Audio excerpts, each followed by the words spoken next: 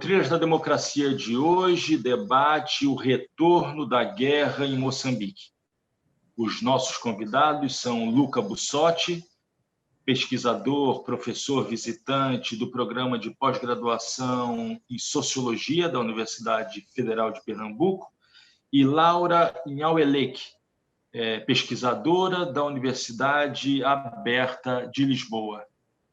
Laura, Luca, sejam bem-vindos ao Trilhas da Democracia.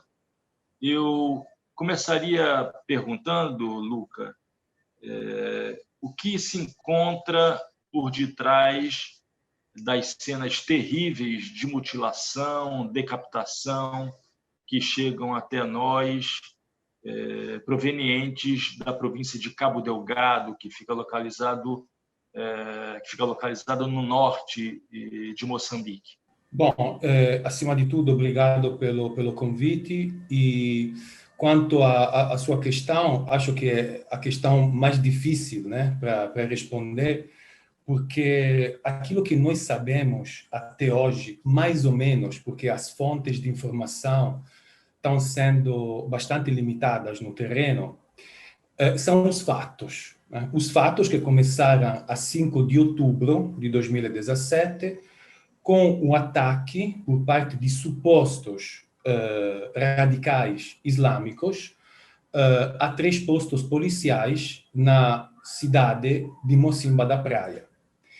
A partir daí, houve uma série de outros ataques com as características terríveis, de imagens terríveis de decapitações, amputações de órgãos, etc. E uma resposta tardia por parte do Estado moçambicano. Tardia, eu diria, em 2 sentidos. No primeiro sentido, em admitir que se trata de uma guerra. Se trata de uma guerra, os dados que temos, mais ou menos oficiais, até hoje falam de cerca de 2.000 vítimas e cerca de 600.000 pessoas refugiadas, ou seja, que fugiram das zonas de guerra para outras localidades supostamente mais seguras, nomeadamente a capital provincial de Cabo Delgado, Pemba, mas, sobretudo, a província de Nampula. Portanto, essa é claramente uma situação de guerra.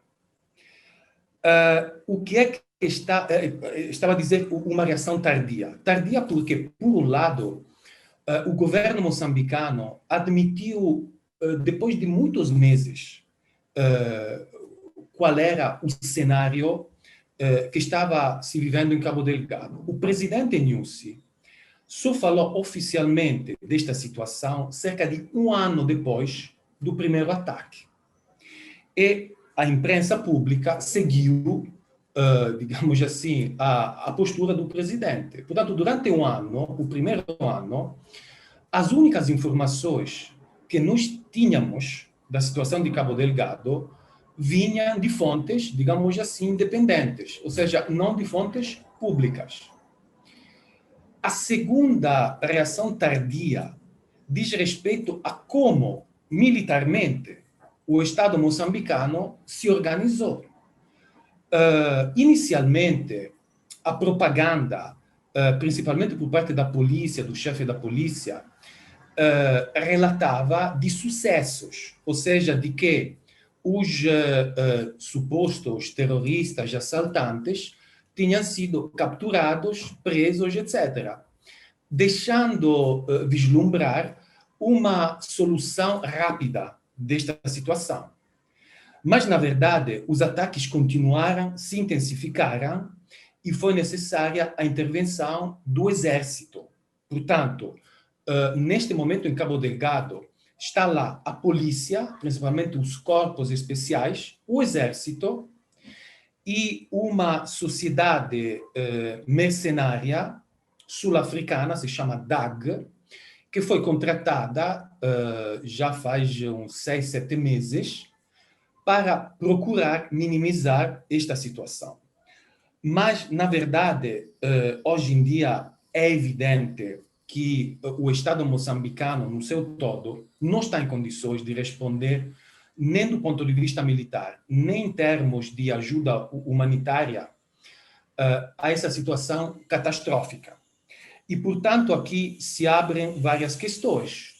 Tem vários estados ou sociedades relacionadas com estados que já se ofereceram para intervir no terreno.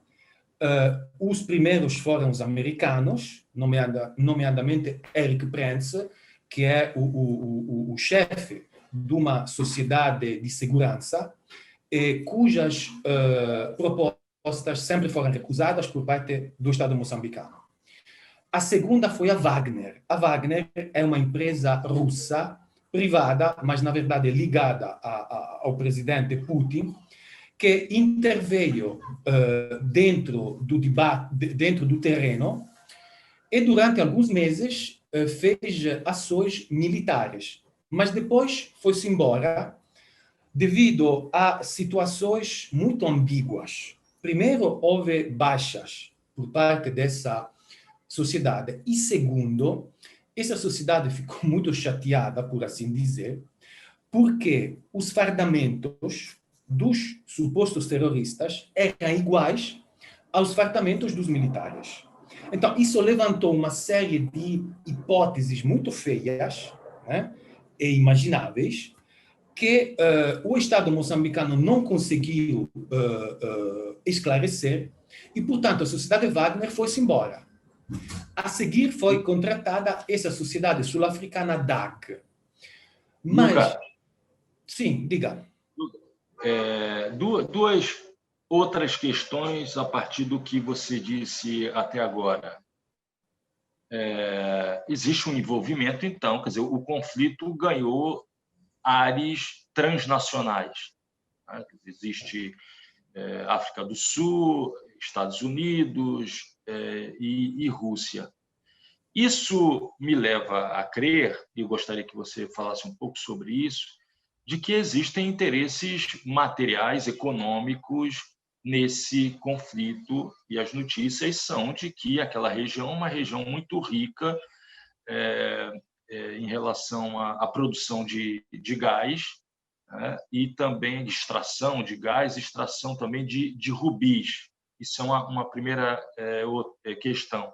A segunda é da natureza desses agrupamentos que se utilizam de ações terroristas, o termo não pode ser outro, imagino eu, que estariam teriam ligações com o Estado Islâmico, né? Que seriam grupos do Al-Shabaab, não aquele Al-Shabaab da Somália, quer dizer, eles se utilizam do mesmo nome, né? Mas estariam mais vinculados ao Estado Islâmico, mas que teriam práticas muito próximas do Boko Haram, né? Que são essas práticas de sequestro, de violação das mulheres, do corpo das mulheres, de decapitação, mutilação. Eu queria que você tocasse nessas duas questões.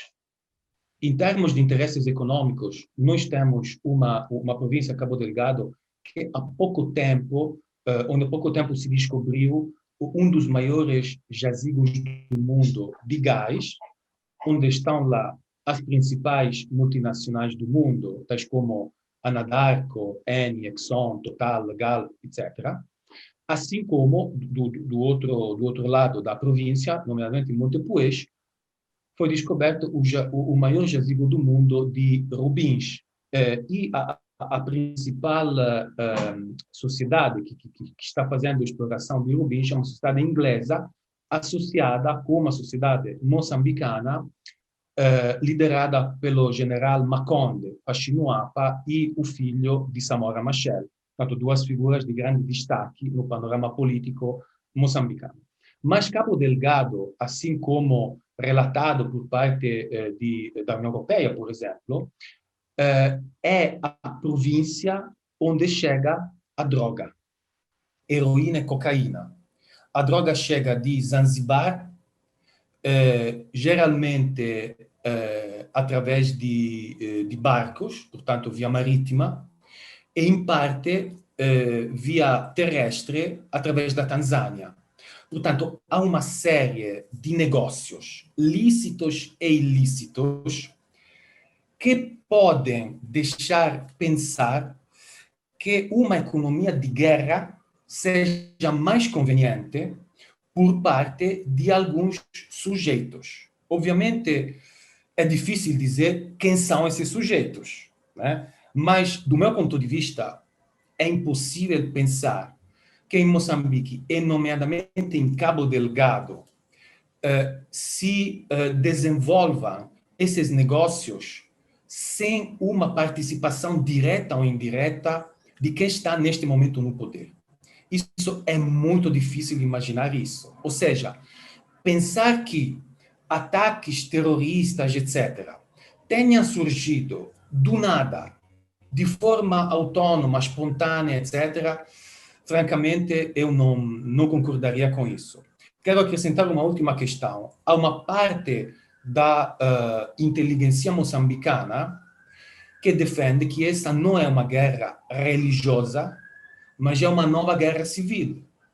E isso por quê? Porque os alvos principais dessa guerra são as instituições moçambicanas. Os primeiros alvos, mas também outros objetivos explícitos foram mesmo instituições moçambicanas. E, portanto, há muitos observadores que dizem que a parte, digamos, do conflito religioso, uma parte, por assim dizer, formal, um pouco ideológica, mas, na verdade, se trata de uma guerra civil contra o Estado moçambicano, que provocou uma série de injustiças, pobrezas, etc., que a população local já não aceita. Agora, eu não posso dizer quem é que tem razão, porque o fenômeno é extremamente complexo e ainda, até hoje, pouco conhecido. Só estou a relatar quais são os posicionamentos e as interpretações hoje em Moçambique deste fenômeno. Laura, na primeira parte do programa, Luca fez uma exposição chamando a atenção para os interesses econômicos envolvidos na presença de forças, digamos, transnacionais na região, e também da presença, da responsabilidade do Estado moçambicano, do governo moçambicano, leia-se Frelimo. Não é?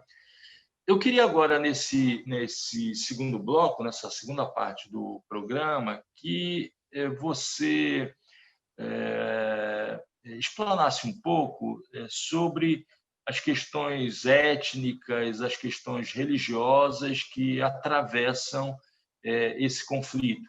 Né? A gente está lidando, o Estado moçambicano, a sociedade moçambicana é constituída por várias etnias que se distribuem no território moçambicano. Existe uma clivagem separando as etnias que prevalecem no sul de Moçambique, na região de Maputo, no centro de Moçambique, na Nampula, e também no norte da província de Cabo Delgado, e também questões religiosas que ajudam a compreender o conflito. Eu queria que você construísse um mapa dessa situação no território moçambicano. Muito obrigada. Obrigada ao programa pelo convite. Bom, como estava a dizer o Luca, não é? O problema em Moçambique, a questão antes que era considerada ataques dos insurgentes, agora já está a se dar outro nome, que são terroristas, que está neste momento concentrado na província de Cabo Delgado, está num território em que temos uma distribuição étnica e linguística muito diversificada. Tanto Moçambique como outros países africanos, eles têm uma característica étnica, assim como linguística, muito diversificada, digamos assim, pluridimensionais, que muitas vezes essas diferenças étnicas, essas diferenças religiosas, muitas vezes podem levar a conflitos. Em Moçambique, nós temos a parte sul de Moçambique, que são 3 províncias, que é Maputo, temos Inhambane e temos Gaza. Esta parte nós temos as línguas prevalecentes, o Xangana, temos o Ronga, tanto na parte de Gaza e Maputo, mas também temos Bitonga, temos outras línguas na parte de Inhambane, não é? E a parte centro, tanto centro que seria Sofala, Tete, Manica, Zambésia. Temos também uma mistura, encontramos macuas, encontramos cenas, portanto, é uma diversificação. E temos a parte norte, que neste momento está a sofrer, digamos assim, que são 3 províncias. Por que eu digo a parte norte neste momento está a sofrer? Porque esta guerra, eu vou chamar assim esta guerra, atinge todas essas províncias. Temos a província de Niassa, temos a província de Nampula e temos a província que portanto, a Cabo Delgado, que está neste momento a sofrer. E Nampula, que é a capital, digamos assim, do norte de Moçambique, ela fala simplesmente Macua, portanto, digamos, é a única província de Moçambique que tem uma única língua a nível de uma província inteira, porque as outras, no caso de Cabo Delgado, nós temos lá Quimanes, temos Macondes, temos Suahilis, tanto temos Macuas, todos esses a conviverem no mesmo ambiente. Não é fácil. Tanto se formos nas conversas informais entre amigos, é claro que entre Macondes e Macuas existe uma certa estranheza, digamos assim, que aquele é Maconde. Assim como acontece entre aqueles que vêm do outro lado do Save e os do Sul. Os do Sul chamam os do Norte e Centro de xingondos, que é um termo de desprezo, de aquele que vem do outro lado, não é civilizado, é de baixo nível, não tem, tanto é isso. E o mesmo acontece na província de Cabo Delgado, onde nós encontramos os macuas. É verdade que os macuas aqui são do maior número, não é? Temos 1 milhão de macuas, mas também temos os quimanes, que são de 97 mil pessoas, que não é pouco. Depois temos Maconde com 60 e depois Swahili, etc.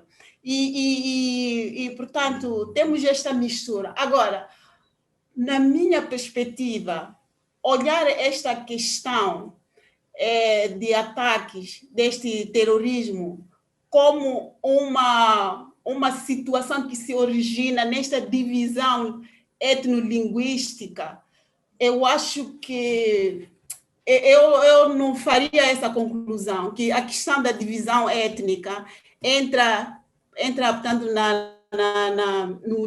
dá origem a este confronto. Provavelmente a questão religiosa até pode ser uma causa que venha ajudar o surgimento deste conflito, desta guerra. Porque fala-se, não é? Que e outra coisa que queria só frisar é que Cabo Delgado tem o maior número de muçulmanos, não é? Portanto, são 2 milhões e meio de pessoas a nível da província, e 1 milhão e 200 pessoas são crentes muçulmanos.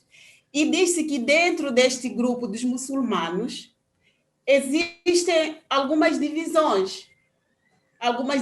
Portanto, é a partir dessas divisões que alguns acusam das novas gerações de não cumprirem com as leis do Alcorão, que não respeitam aqueles preceitos considerados sagrados. Portanto, que veio fazer uma ruptura dentro da própria religião, portanto, muçulmana. Não estou a falar aqui do cristianismo e muçulmanismo que entra em confronto, mas é dentro mesmo da religião islâmica que vai se romper e supostamente vai criar este conflito que vai ajudar, portanto, vai dar mais aso, não é? Nesta questão. Porque fala-se que no início havia um tal jovem que foi formado fora, não é? Vinha do sul, estava na Matola, da Matola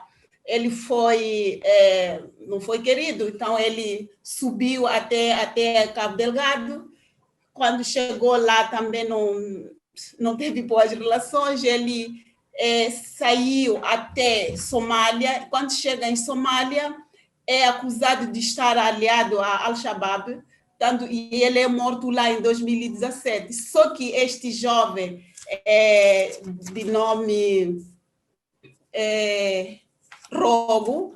Rogo, ele já tinha, digamos assim, alguns discípulos já formados em Congo, em Somália, Tanzânia. Ele já tinha um grupo. O que é que faz quando ele morre? Estes grupos já formados por ele sentem-se ameaçados. O que é que eles fazem? Eles descem, não é, desses países, Tanzânia, Congo, Somália, descem até a Cabo Delgado. Quando chegam a Cabo Delgado, encontram um terreno fértil. E em 2015, este grupo, portanto, esses discípulos do Rogo, começam a persuadir os jovens locais, os jovens muçulmanos. Olha, nós temos de formar um grupo, não é um grupo, digamos assim, inovador, e ele começa a levar essa sua ideia avante, persuadindo os jovens, assim como alguns locais, a aderir ao grupo. E quais eram as promessas que ele fazia? Primeiro, deviam integrar no grupo, serem treinados, porque teriam uma vida, isso lhes levaria, digamos assim, a uma vida melhor. Portanto, nós temos que ver Cabo Delgado, não é só Cabo Delgado, mas todo Moçambique. A prevalência da pobreza é grande. Então, se chega alguém que nos promete uma melhoria econômica, principalmente os jovens que são vulneráveis em termos de emprego, eles seguem. Portanto, tiveram muita aderência.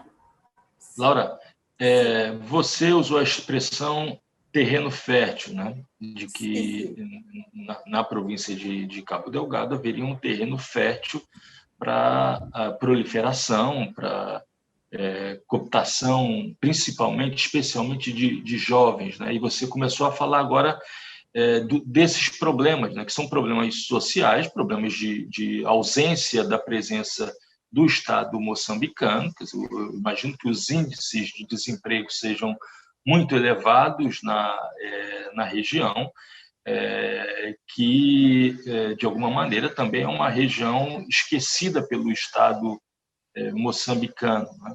Então, eu gostaria que você falasse um pouco mais sobre esse terreno fértil porque é caracterizado pela ausência do poder público na região, né? E que facilitou, como eu disse, a cooptação, né, de setores da juventude para o Al-Shabaab.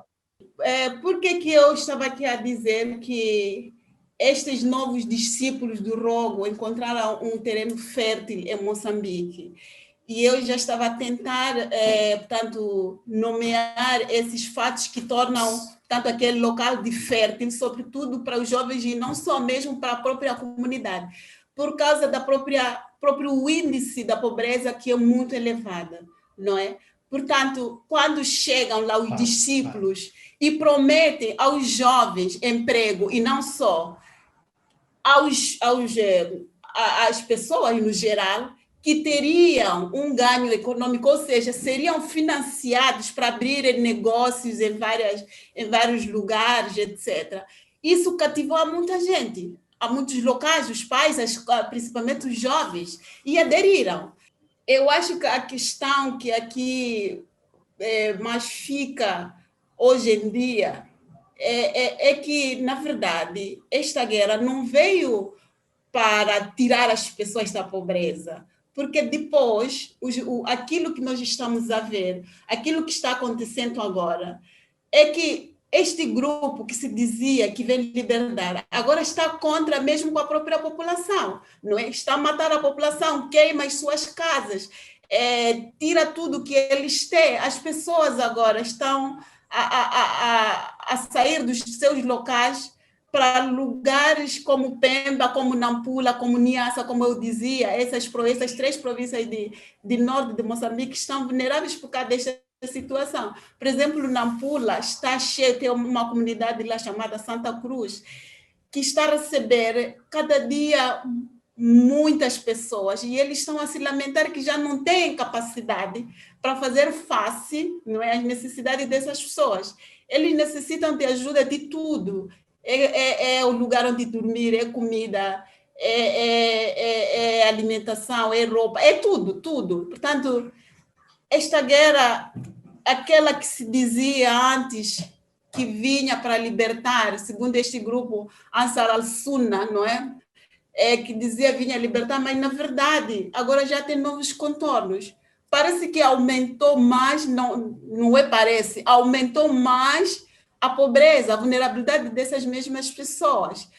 E eu acho que é uma situação muito crítica em termos de violação dos direitos humanos, porque as pessoas que estão aglomeradas, pelo menos na Nampula, eu já tive em contato com um padre que está lá diretamente trabalhando com essas pessoas. Ele diz que é uma situação que deixa as pessoas numa violação de direitos humanos muito grave, porque não ter nada de comer, não saber o que você vai comer hoje, amanhã, depois, onde dormir, esta questão, mesmo em termos da dignidade humana, você torna-se uma pessoa muito vulnerável. Portanto, para além da própria violação que acontece lá no terreno, não é, como já estava a falar o Luca, não só de um lado, mas dos dois lados, pelo menos aquilo que nos dizem, e mesmo da questão agora que dizem que não se pode falar desta situação de Cabo Delgado. Isto é outro elemento que pode agravar, não é? Desaparecimento de jornalistas, etc. É tudo um conjunto de elementos de violações de direitos humanos que esta guerra, não é, veio trazer. Tanto, acho que saiu um bocadinho daquilo que era a questão colocada, não é? Cheguei a falar aqui de direitos humanos, etc. E acho que era mais ou menos isso. A sensação, Luca e Laura, né, é de que se repete em Moçambique a lógica da guerra civil em que opôs Frelimo e Renamo durante vários anos. Que no meio do conflito existe a população pobre moçambicana que é perseguida tanto pelas tropas governamentais quanto pelas tropas inimigas, digamos assim, né? De que sempre sobra para essas populações que têm os seus direitos violados e que têm acentuado os seus problemas crônicos de alimentação, né? E de morte violenta. Infelizmente, o Thriller da Democracia tem que ficar por aqui. Gostaria muito de agradecer a participação de vocês, Luca e Laura. E o Thriller da Democracia volta na próxima semana, sempre debatendo temas relativos à defesa da democracia e dos direitos humanos. Até lá!